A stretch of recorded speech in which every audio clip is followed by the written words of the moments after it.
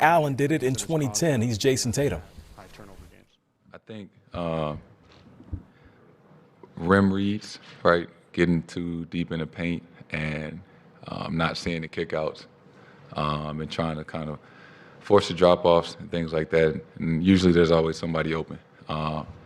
So just reiterating that in the film session and just being better at that, tomorrow. Joe, go ahead. Ime shared with us this crazy stat about turnovers and what your record is when you commit 15 or fewer, and then what it is in the playoffs when it's more than that. Do you, as players, do you feel like turnovers are what is beating you? And then how do you balance going out there trying not to turn the ball over with playing as hard as you want to play? Yeah, I mean, turnovers are a big part of the game, especially when you see how many times we turned it over and how many points they scored off that. You just think if you could limit those turnovers, you could limit a lot of those points. The stat about, basically, we don't turn the ball over, we give ourselves a better chance to win. It's not rocket science. So it's just a matter of, doing that more often than not. Next question in the middle. Jayson, I'm guessing this is kind of related to your first answer, but how do you guys create more quality looks around the basket? You guys really struggled to score on 2-pointers during that last game and really generate quality shots. How do you guys do that moving forward? They're a really good defensive team, so maybe turning down a good shot to get a great shot. It may not be the first, dribble drive that you get, maybe the second one or the third one, and just having the patience and knowing whatever's going on at the time to just try to get the best shot possible each possession. Question on the right. Okay. Jayson, you're not a talkative dude on the floor, but there's been a lot of talking. Can you be a talkative dude on the floor when guys are literally trying to get in your head and be physical with you? Do you say, hey, man, don't do that again? Like, what is kind of your guidelines for behavior on the floor when it's obvious that, especially in game 2, that Draymond was trying to shake you guys? What is it?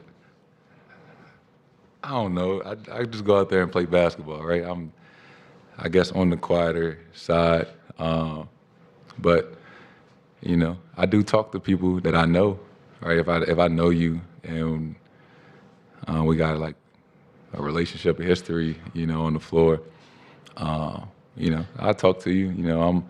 I'm all about being competitive and all those things. And, if you say something to me, I'm gonna respond.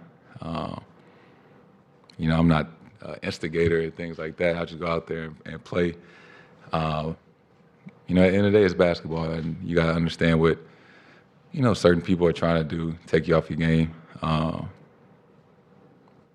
But I love that part of it. Whether I show it or not, I enjoy the competitive part.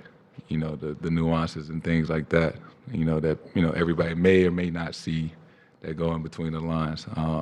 That's the fun part about it. Question on the left here.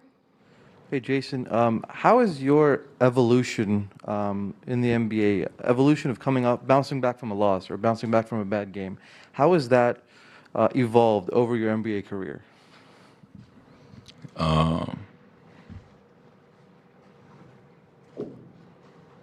don't know. You have a bad day at work, the next day you want to have a better day at work.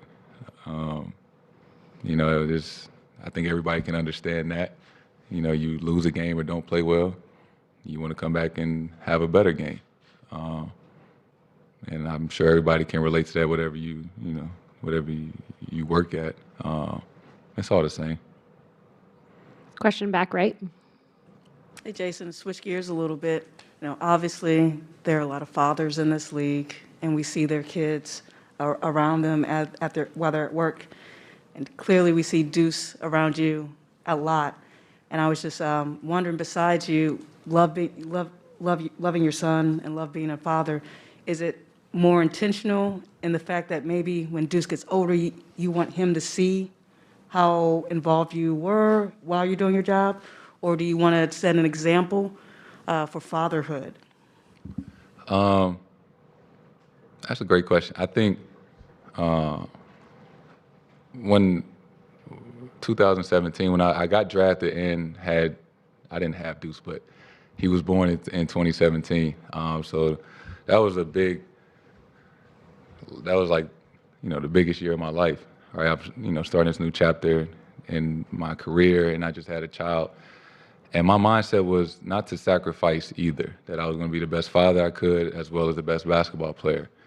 And there was no guideline, or there was no, exact way to do it. It was all about what was natural. And I think that's what it is. I just do what's natural, and, I'm around them every day. And, I think being able to go through this journey together, because I was 19 when I got drafted. And, it's kind of like we're growing up together. And as he's gotten older and I'm going through my career, sharing these moments and experiences together as we grow up. And, I think it's the coolest part for me. So I don't know if it's intentional as much as it's just natural in what we do. And I realize that I do have a platform and things like that. So if I am a role model for young fathers around the world, that's great. I think we need more role models like that. Just to, have more male fathers be present and things like that, and show that, you can do both, regardless of wherever you work or whatever your profession is. Last question on the right. Hey, Jayson, you're obviously very intentional about a lot of the things you want to do, including that and what you wanted to accomplish in the game. And I'm wondering, what has the finals experience and this whole run been like as a superstar player compared to what you expected and all that has come with it?